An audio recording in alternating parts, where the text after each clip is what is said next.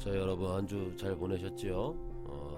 이번 시간에는 공간 정보 데이터들을 수집할 수 있는 방법과 이러한 공간 정보들을 어떠한 기준에 의해서 우리가 만들어내야 되는데, 그런 기준, 보통 좌표계라고 이야기를 하는데요.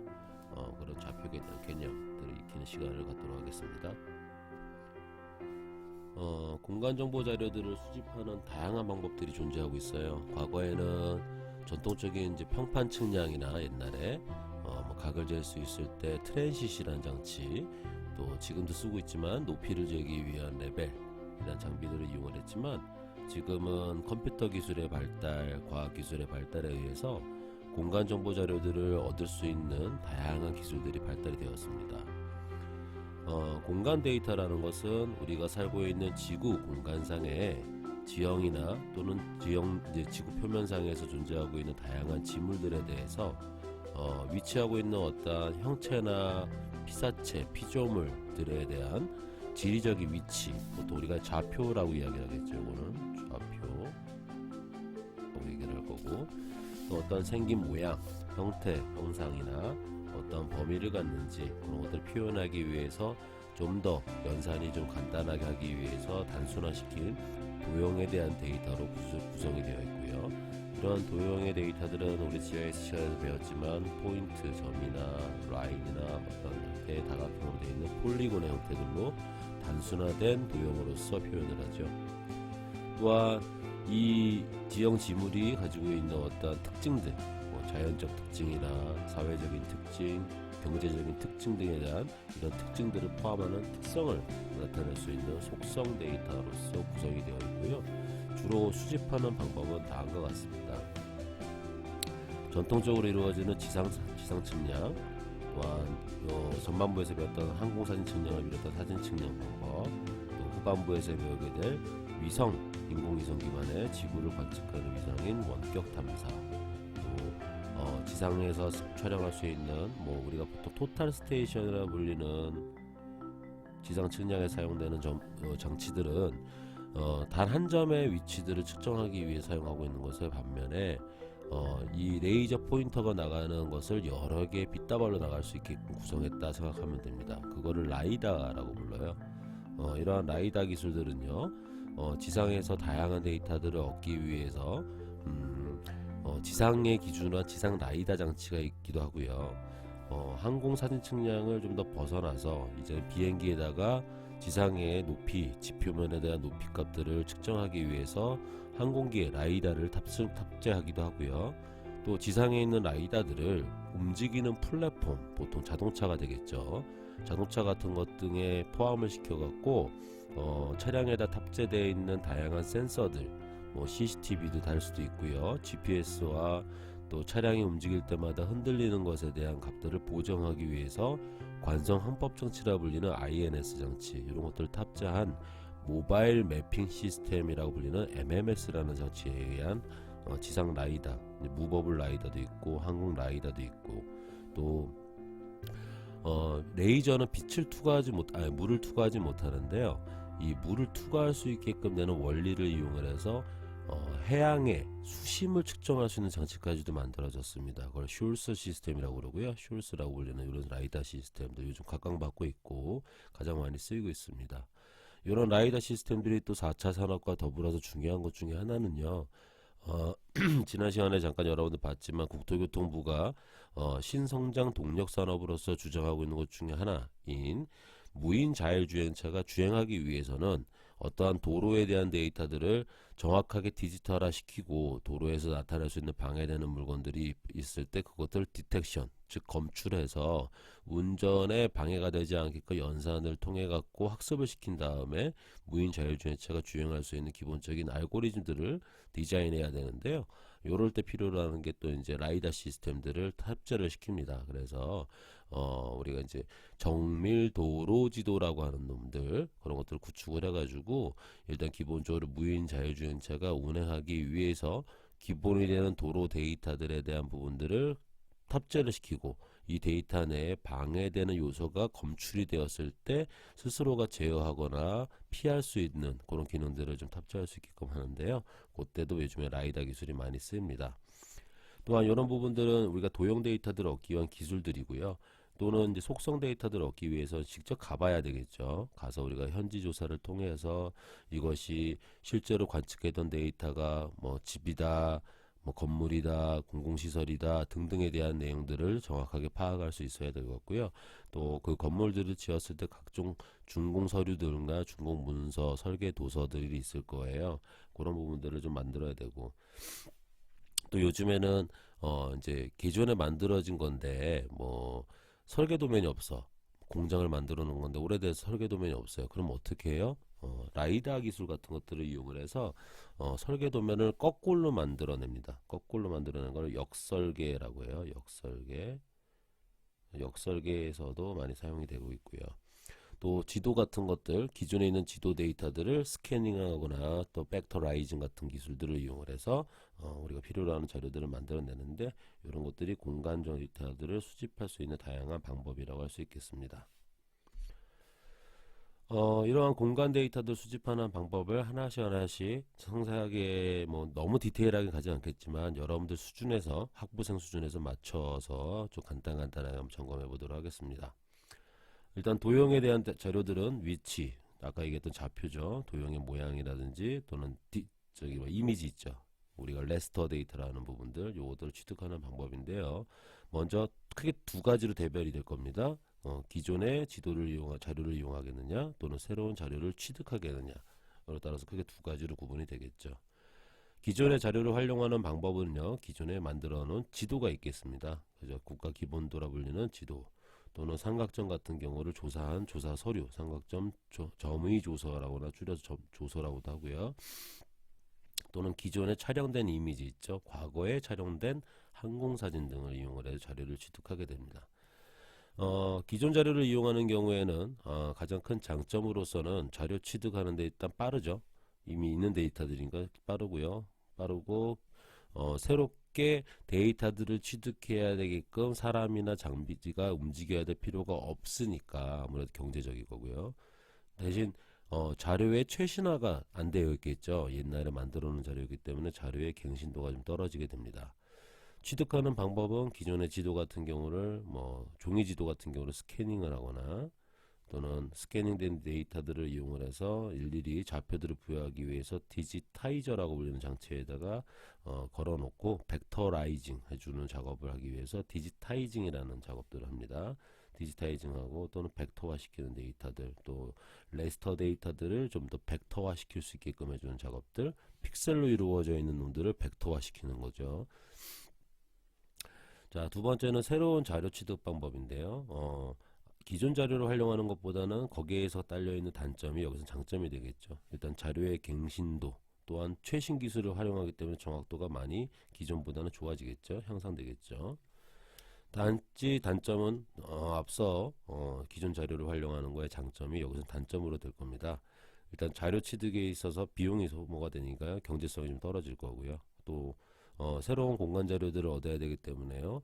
어떠한 기술들을 투입함에 있어서 시간, 뭐 계획도 잡아야 되고 현지 조사도 해야 되고 촬영 계획이나 측량 계획을 수립해야 되고 실제로 관측을 해야 되고, 오차가 있을 때는 오차를 조정해야 되고, 성과와 관련된 성과 결과품들을 또 만들어내야 되고, 그거를 또 검수를 받아야 되고, 뭐 이제 정확도 범위 내에 들어왔는지 안 나왔는지 검사를 받고, 그걸 또 준공을 시켜야 되는 이런 일련의 과정들을 거치게 될 텐데요. 그러다 보니까 아무래도 시간이 많이 소요가 된다. 크게 방법들은 뭐 네 가지로 구분했는데요. 뭐 더 분류를 시켜도 되고요. 좀 큰 틀에서 묶어보니까 네 개 정도만 되지 않을까 싶어요. 먼저 지상 측량에 의한 방법입니다. 지상 측량에 의한 방법은 첫 번째는 가장 많이 사용되고 있는 게 현장에서도 많이 쓰이고 건설 현장에서 토탈 스테이션이라 불리는 장비를 이용을 해서 우리가 2차원 좌표들을 취득하기도 하고요. 또는 3차원 좌표들을 취득하기도 합니다. 이런 토탈 스테이션을 이용해서 어떤 설계 도면을 직접적으로 현장에서 만들 수 있게끔 하거나, 연속되어 있는 측정의 위치 좌표들을 그대로 읽어들여 갖고 선형화되어 있는 3차원에 대한 도면들을 만들어내거나, 이런 거 이용을 할 때 가장 많이 쓰이는 시스템을 코고 시스템이라고 그래요. 코고. 다음에는 지상 측량이니까 또 GPS, 미국의 GPS, 러시아의 글로나스, 또 유럽연합의 갈릴레오, 중국의 베이드2 같은 전 지구 범지구 위성 항법 시스템의 L밴드 영역대 신호들을 수신을 받아서 위치를 결정해 3차원 좌표들을 결정할 때 많이 쓰이죠. 글로벌 내비게이션 세틀라이트 시스템, 이것들이 한 지상 측량에 의한 방법들을 많이 쓰일 거고요. 물론 지상 라이다 측량도 있지만 그런 라이다 측량 같은 경우는 여러 방법들이 좀 적용이 되기 때문에 기타 방법으로 좀 빼도록 하겠습니다. 그 다음에 항공사진 측량에 의한 방법은 여러분들 전반부에 배웠던 그 아날로그 식에 의한 입체 모델을 만들어 입체시 종중복과 행중복도를 고려를 해서 항공사진 측량 기술을 이용한 입체시를 만들고 도화 작업을 통해서 지도를 제작하는 방법 등이 있을 거고요. 또 GNSS와 또는 관성 항법 장치들을 싣고서요 비행기에 탑재하고 디지털된 항공 수치 사진 측량을 촬영할 수도 있겠죠. 또 오쏘 이미지, 우리가 이제 정사 영상이라고 그러죠. 중심 투영이 아닌 정사 투영으로 해가지고 지도를 제작하고자 할 때 지상에 있는 어떤 이제 수치 표고 모델들과 결합을 해서 이미지들을 연직선상으로 펼칠 수 있게끔 해주는 작업들을 통해서 정사 영상들을 얻을 수도 있고요. 또 요즘엔 그 각광받는 거 있죠. Unmanned Aerial Vehicle, Unmanned Aerial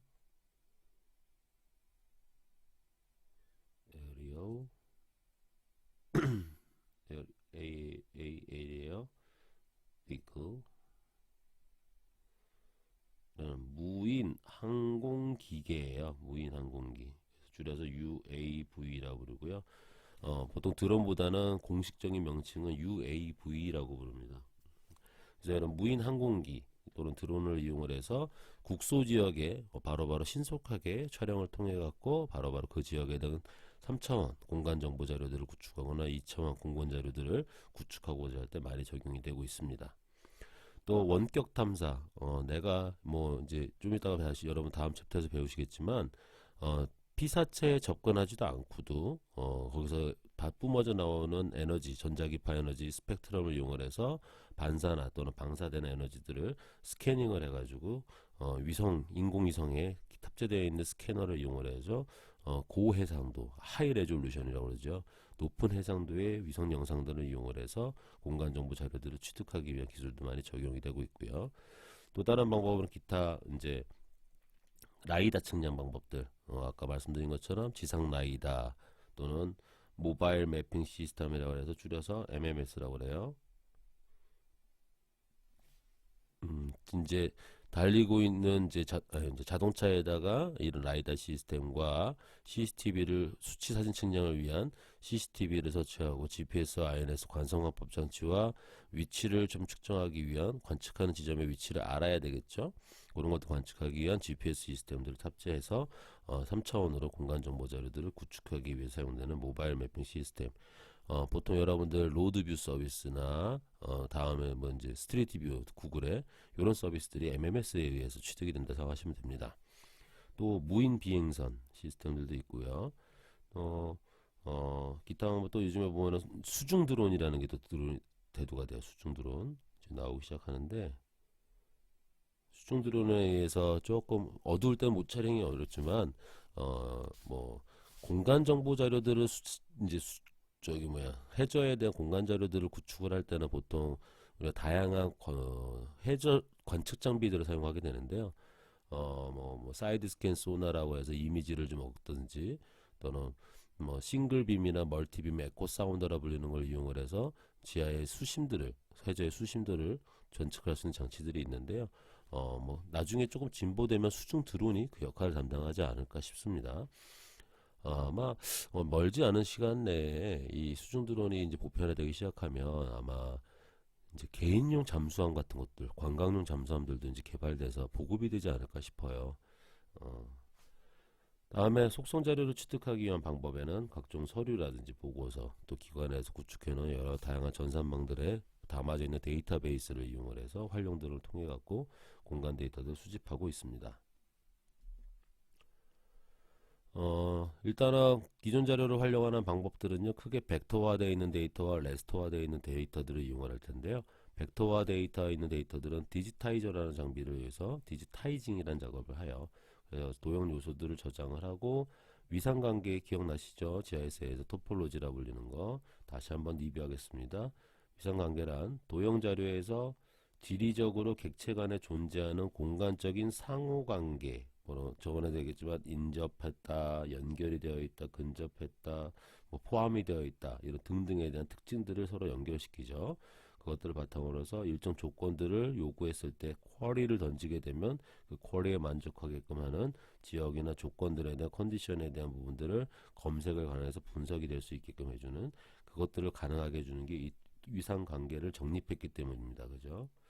토폴로지라 부르는 거, 토폴로지라 불리는 거, 이런 위상 관계들을 설정을 시킵니다.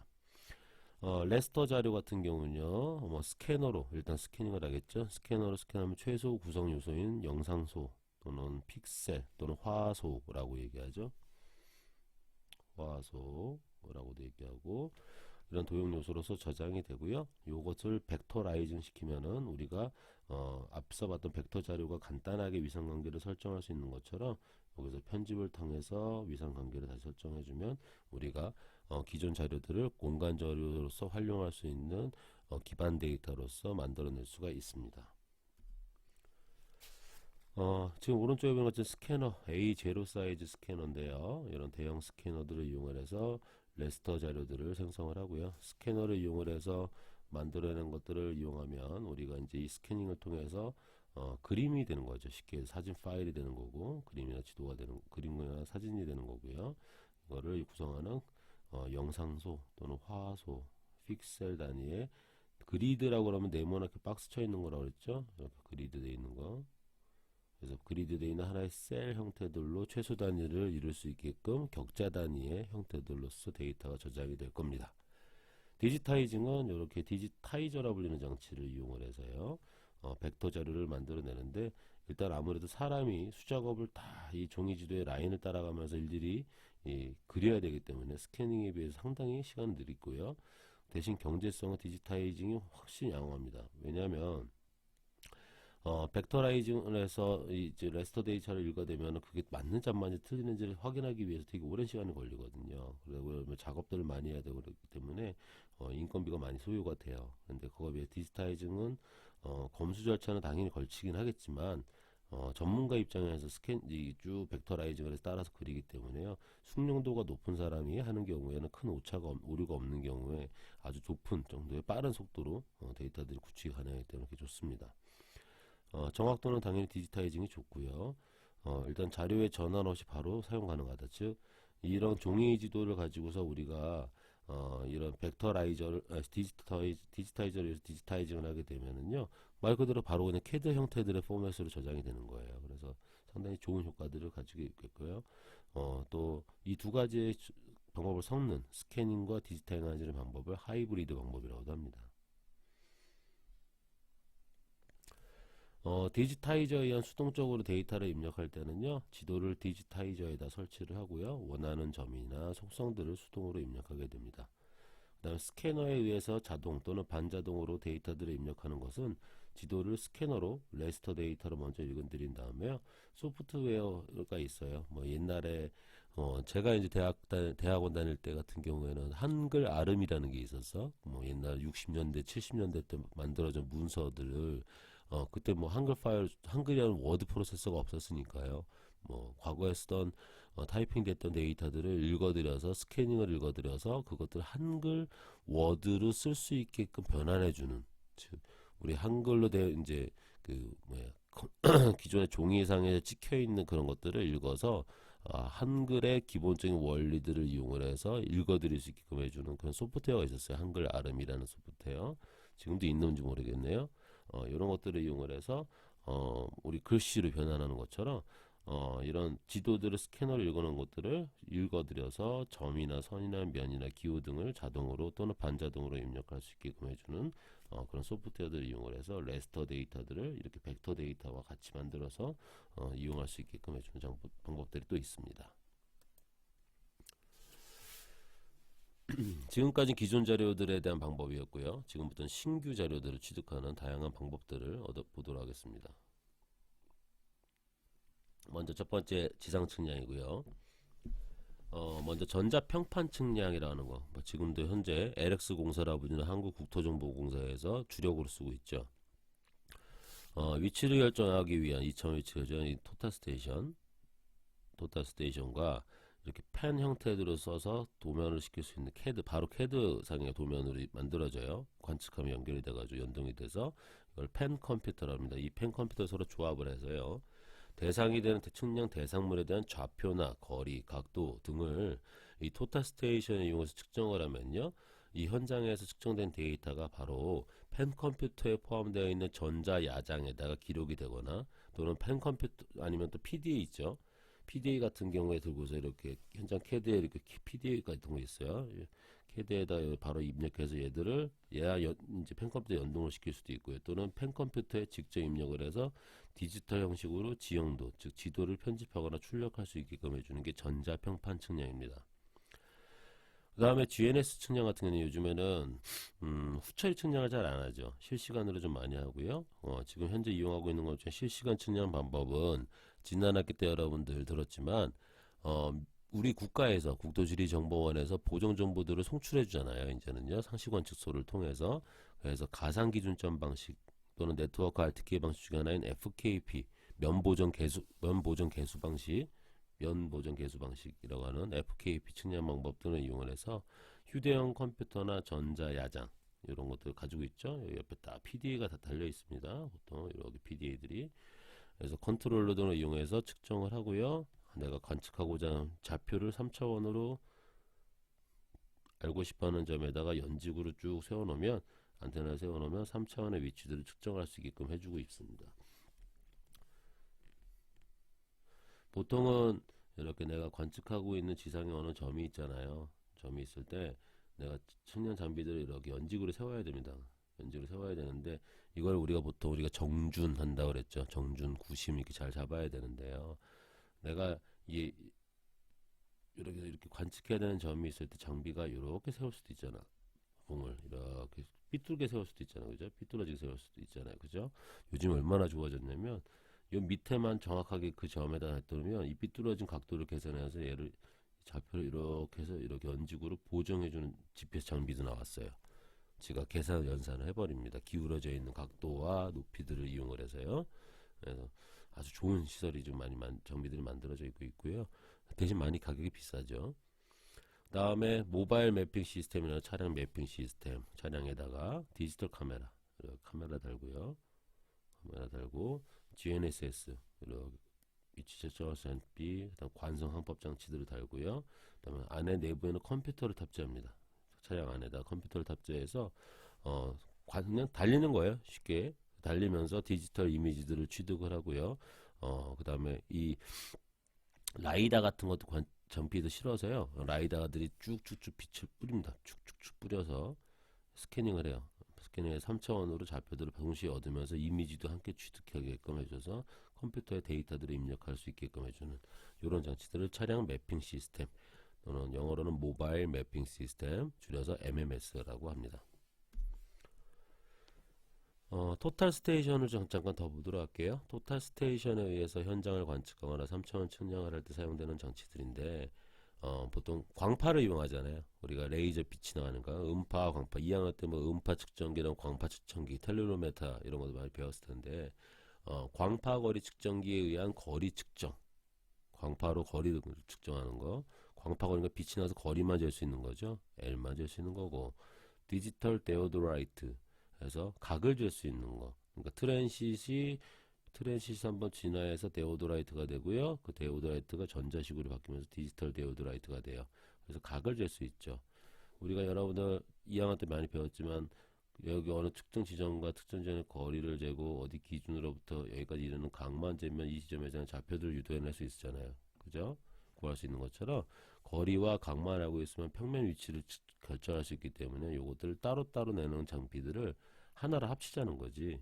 그래서 광파 거리 측정기와 디지털 데오드라이트 가지고 있는 각과 거리를 측정할 수 있는 기능들을 서로 결합을 해보니까 이게 뭐가 나와? 토탈 스테이션이 됐다는 얘기입니다. 지금 보이는 아래 보이는 사진들 여러 가지 있죠. 많이 진화했어요. 지금은 정말 비싼 장비들도 많이 나왔고요. 이런 토탈 스테이션들 지금 보면은 한국국토정보공사에서도 아까도 말씀드린 것처럼 이렇게 펜 컴퓨터 이 펜컴퓨터 박스에다가 토탈 스테이션 연동을 시켜서 바로바로 현장에 대한 지적 경계들이나 지적 분할 또는 지적 민원들이 들어왔을 때 해결하기 위한 작업들을 실시하고 있습니다. 이런 토탈 스테이션은 광파를 이용하기 때문에요. 빛이 나가면 반사를 해줘야 돼요. 그죠? 반사를 해주면 반사경 또는 반사 프리즘이 존재하고요. 이 반사 프리즘을 이용하는 방법일 경우에는 뭐 보통 우리가 트래버스 측량 방식들을 많이 사용하고요. 또 다른 거는 무탓캣이라는 게 있습니다. 그냥 정확도가 좀 떨어져도 되지만 이런 트래버스 측량한다는 반사경을 쓴다는 얘기는 기준점의 accuracy, 즉 정확도가 높아야 된다는 걸 얘기해요. 정확도가 높아야 되기 때문에 높은 경우에 기준점 측량 같은 경우에 사용하고요. 대략적인 현황을 측정하고자 할 때는 이런 프리즘이 없이도 관측할 수 있는 무타켓 토탈 스테이션이 있습니다. 타겟이 없다는 거예요. 반사경이 없다는 얘기예요. 그래서 현황 측량을 하거나 그라운드 컨트롤 포인트나 GCP 측량 이런 것들을 할 때도 많이 사용이 되고 있습니다. 하는 또 진일보에서요. 이 위에다가 또 GPS가 이렇게 매달려 있는 장치가 있어요. 달려 있는 게 위에. 그래서 네트워크 RTK 측위 시스템, 즉 글로벌 내비게 세틀라이트 시스템을 이용해서 VRS 측량을 할 수 있는 GPS 정치 수신기하고 토탈 스테이션을 또 하나로 붙였어요. 그래서 뭐 보통 내가 봤던 건 트림블이라는 회사에서 나왔는데 하나로 통합을 해서 측량하는 통합 측량 시스템이 나왔습니다. 예를 들어 어, 시 저기 뭐 하늘이 열려 있어요. 하늘이 열려 있어 가지고 위성에서 자료들을 받을 수 있으면 좋은데 고층 빌딩이 밀집돼 있는 지역 내에서 경계 측량을 해야 되고 현황 측량을 해서 뭐 들어가야 되는다 이렇게 쑥 들어가면 위성 신호가 안 들어오게 되잖아요. 그죠? 그런 경우에는 위성 신호가 들어오는 지점까지는 그 지점의 측정 위치를 잡고요. 그러면 거기는 또 정확하게 결정이 되잖아요. 위치를 잡고 거기서부터 토탈 스테이션으로 거리와 바를 측정하려면 내가 위성이 들어오지 않는 곳에서는 토탈 스테이션을 이용해서 또 관측이 되는 거죠. 그래서 서로 간의 장단점들을 이용을 해서 결합해 갖고 신속한 측량을 하기 위해서 만든 시스템인데 상당히 비쌉니다. 억대로 알고 있습니다. 다음에 토탈 스테이션이나 GNSS 수신기에 노트북이나 PDL을 연결해서 현장에서 이런 관측과 동시에 필요로 하는 지도나 주제도를 작성할 때 실시간으로 매핑하는 시스템까지 지금 현재 발달이 되고 있고요. 뭐 지난 학기 때 배웠으니까 GNSS를 이용하는 방법 같은 경우에는 항법용 인공위성이죠. 미국의 GPS, 러시아의 글로나스, 유럽연합의 갈릴레오, 그 다음에 저희 중국의 베이드2, 북두위성이라고 하는 베이드2 이 네 가지를 글로벌 내비게이션 세틀라이트 시스템이라고 한다고 그랬어요.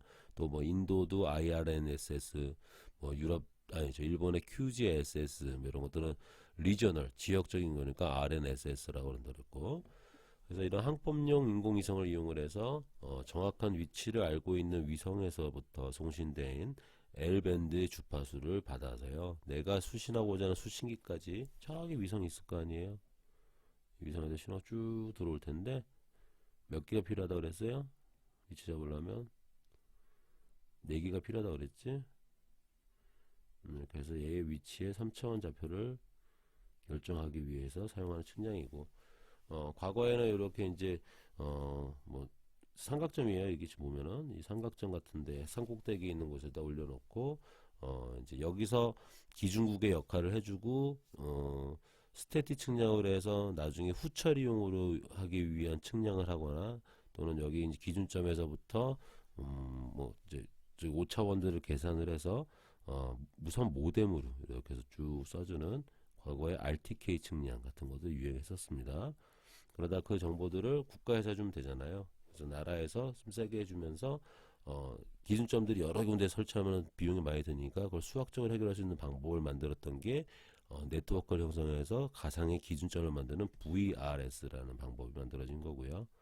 그래서 VRS 신호를 수신받을 수 있는 이런 수신기 하나만 있으면은요, 안테나하고 뭐 PD 달려있는 거 컨트롤러하고 가지고 나가면 이런 뭐 보통 전문가가 아니더라도 켜서 신호만 받으면 보통 요즘에는 현장에서 들어보니까 이걸 마법의 봉이라고 그러는데요. 참 어설픈 이제 뭐 아픈 이야기죠. 좀 슬픈 이야기이기도 한데 이제 측량 기술자가 아니라 저런 기계 장치 하나만 있어도 누구나 위치를 측정할 수 있는 시대가 왔다는 거죠. 어찌됐든 이러한 기술의 발달에 의해서 소요된 시간을 관측점에 대한 3차원 좌표를 구하는 시스템이 GNSS 측량이라고 하겠습니다. 다음엔 모바일 매핑 시스템인데요. MMS에 의해서 새로운 자료를 취득하는 과정은요, 디지털 사진 측량 기술입니다. 수치 사진 측량 기술이고요. 앞서 보신 것처럼 이렇게 CCTV를 달아요. 그래서 보통 파노라마 카메라로 불리는 거 카메라를 달면은요, 360도 전방위 카메라라고 그러죠. 내가 관측하고자 하는 모든 지점의 위치들을 한꺼번에 이미지를 취득할 수 있기 때문에 이미지도 다 얻을 수 있고요. 또 내가 관측하고자 하는 지점에 대한 좌표를 알아야 되기 때문에요. GPS 달령이 GNSS 들어가 있어야 되고요. 또 이렇게 뭐 토탈 스테이션이 아주 그냥 빗다발로 달려있다 생각하면 됩니다. 그래서 빗다발 달려서 모든 걸 이렇게 점 데이터들로 얻을 수 있게끔 하기 위해서 포인트 클라우드 데이터라고 그러죠. 이런 라이다 센서를 위해서 포인트 클라우드 데이터들을 차량에서 설치를 하고요. 또 이 연산할 수 있고 저장할 수 있는 컴퓨터 장치들을 차량 안에다 넣게 되고요. 이런 레이저 라이더 스캐너를 다 탑재를 시킨 다음에 차량이 운행함과 동시에 도로나 주변에 있는 지형 지물에 대한 위치를 측정을 하고 시각 정보도 취득할 수 있게끔 해주고 구현한 시스템을 모바일 매핑 시스템이라고 합니다. 다음은 항공 사진 측량 기술인데요. 사진 측량 여러분들 전반부에서 배웠으니까 항공 사진 과거의 이미지 이제 이게 지금 옆에 여자분이 보고 계시는 게 이제 옛날 1세대죠. 기계식 사진 측량 이렇게 아날로그로 출력해놨던 이런 흑백 사진은 전정세 영상 이미지들을요 왼쪽 오른쪽 걸어놓고 이런 손을 맞춰갖고 내부 표정 외부 표정 이런 것들을 다 만든 다음에 실제로 기계식 도화를 했던 작업 장치인데요. 이런 아날로그 항공 사진들을 스캐너를 이용을 해서 디지털 이미지로 만들고 아까 스캐닝하는 거랑 똑같죠. 그 다음에 수치 사진 측량을 연산할 수 있는 워크스테이션 장치 같은 거 이런 데다가 걸어놓고서요 3차원의 측정을 수행하는 방법들이 좀 존재하고 있습니다. 요즘엔 디지털 카메라로 직접 디지털 이미지를 얻죠. 그래서 비행기 탑재되어 있는 지상에 관측할 수 있는 디지털 이미지와 동시에 뭐 이렇게 지상의 높이 값도 측정할 수 있는 라이다 시스템까지도 들어가 있어요. 그래서 그걸 항공 라이다 시스템이라고 하는데요. 일단 항공 라이다는 빼더라도 이렇게 디지털로 이미지를 얻을 수 있기 때문에요. 이 디지털로 얻어진 디지털 이미지들을 취득해서 수치 사진 측량이라는 기법들 테크닉을 이용해서 3차원 측량들을 수행하게 되는데요. 이런 수치 사진 측량을 해석할 수 있는 장비들을 많이 활용을 하고 있습니다. 또 디지털 항공사진 측량은 요즘 이제 드론하고 더불어서 또 함께 또 사용이 되고 있죠. 지금처럼 보이는 이런 수치 디지털 항공사진 측량뿐만이 아니라 이렇게 고정익이나 또는 회전익이라고 불리는 서로 이제 다른 형태들의 플랫폼을 가진 드론을 UAV를 이용을 해서 촬영도 하고요.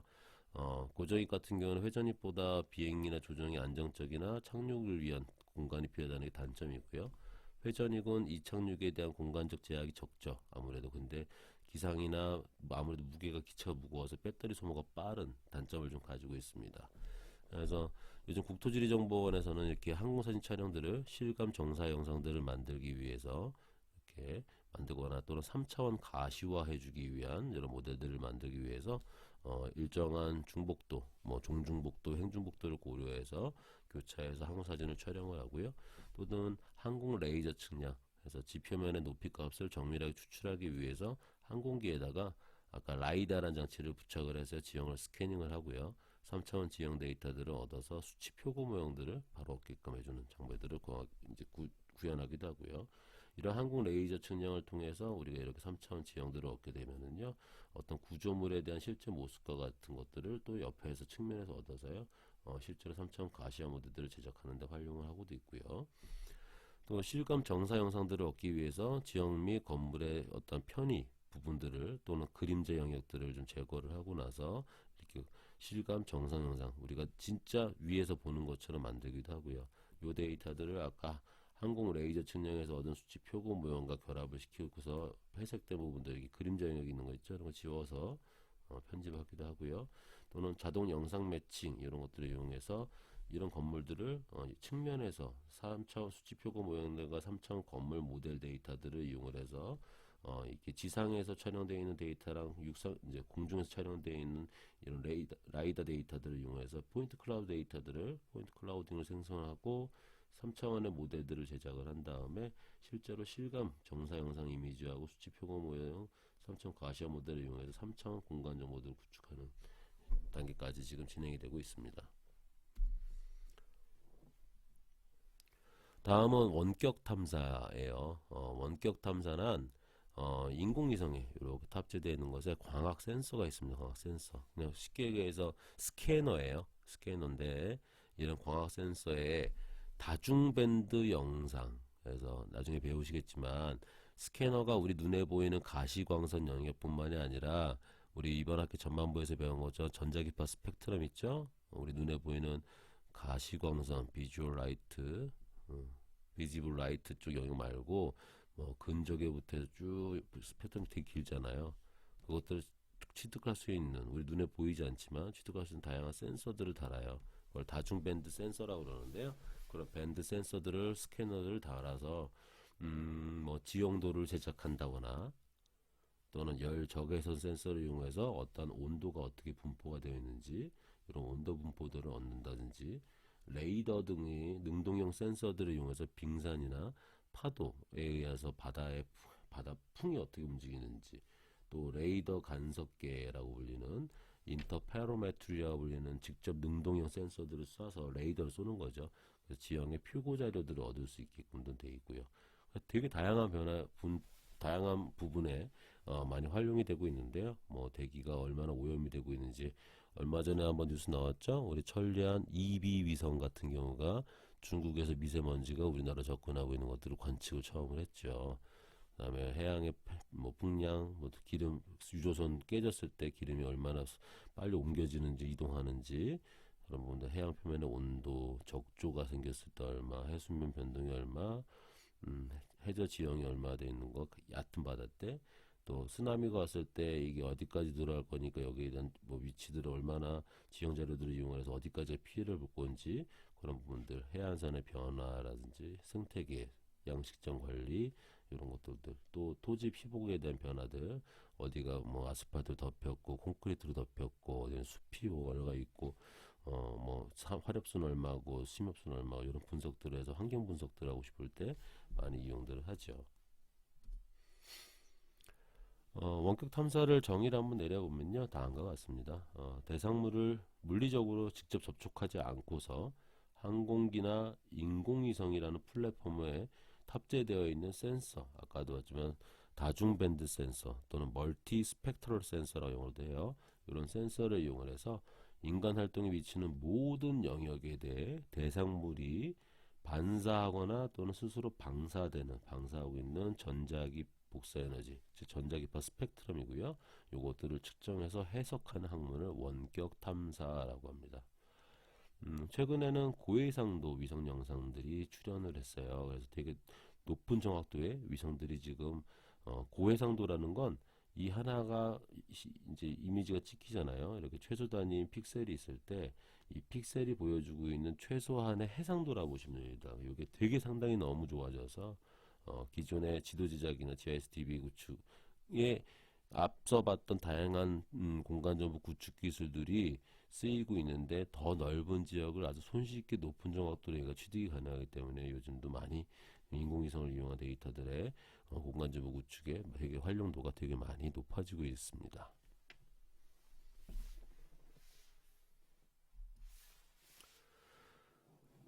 고해상도 위성의 출현에 의해서 이런 원격 탐사 위성들의 활용도가 상당히 좋아지고 있는데요.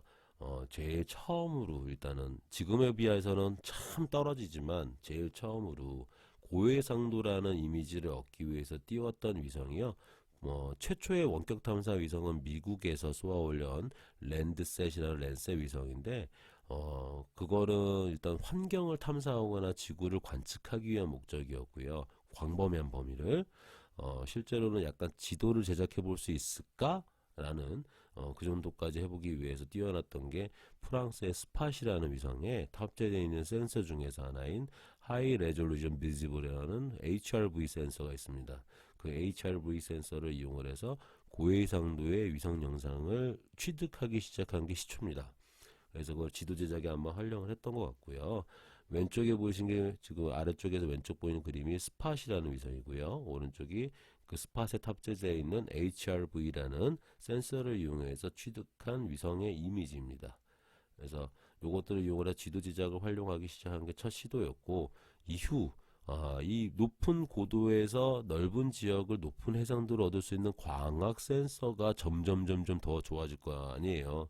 그죠? 망원경의 성능이 더 좋아진다는 걸로 생각하시면 됩니다. 허블 망원경처럼요. 그러다 보니 그런 광학 센서들을 이용을 해서 높은 해상도의 이미지들을 관측을 한 다음에 팔아보자. 상업용으로 팔자라는 게 만들어지죠. 그래서 아이코노스라는 회사 위성 또는 퀵버드라는 위성 등이 1m급의 해상도를 갖는 상업 위성에 의해서 대축척 지도를 제작하기 위한 부분들이 시도가 되었었습니다. 이것도 벌써 한 15년 정도 된 것 같아요. 15년, 2013년, 15년 된 것 같아요. 예. 그래서 그런 부분이 시도가 되었고요. 그 이후에 점점 해상도가 더 좋아졌습니다. 제가 아는 것만 하면 15cm까지도 해상도가 좀 나온 걸로 알고 있는데요. 우리나라도 조금 늦었지만 2006년도에 보통 아리랑 위성이라고 불리는 아리랑 2호 위성, 콤셋이라고 불러요. 콤셋 2호 위성 발사부터는 고해상도의 위성을 영상을 얻기 위한 시도들을 좀 시작하고 있는 것으로 알고 있고요. 최근에는 좀 더 높은 해상도의 위성 이미지를 얻기 위해서 노력을 하고 있는데, 아직 선진국의 최고의 기술에는 아직 미치지 못하고 있는 것으로 이해하고 있습니다.